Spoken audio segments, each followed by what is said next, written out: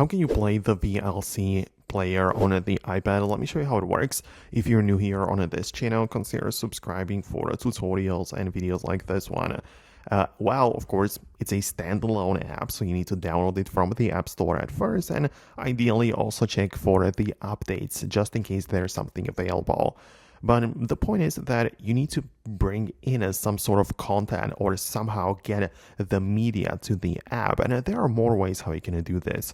First of all, you can utilize the local storage method, which means that you go to your Files app and within the On My iPad folder, like the location on your iPad, you should see a VLC folder, which will likely be newly added as long as you download the app.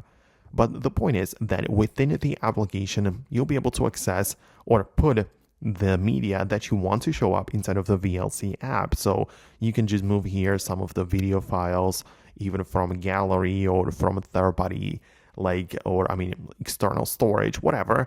It doesn't matter how you bring the videos in here. As long as the media is part of that folder, it will be accessed in the VLC app.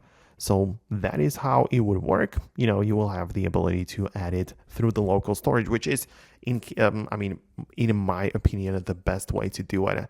On the other hand, there are more methods how you can just play stuff through the VLC, and it's utilizing the streaming. So part of the browse section at the bottom, you have some things like the downloads, like you can type in a specific URL from the server and then download things that way, or you have the sharing over Wi-Fi, where you have a dedicated URL for your local network and you can just bring some content through different devices. So that's just another way to do it. But at the end of the day, as I said, the best way for me is to get it through the local storage. So let me know what you think. Let me know if you like the video by hitting the thumbs up, subscribe for upcoming tutorials and videos like this one, and I'll see you later.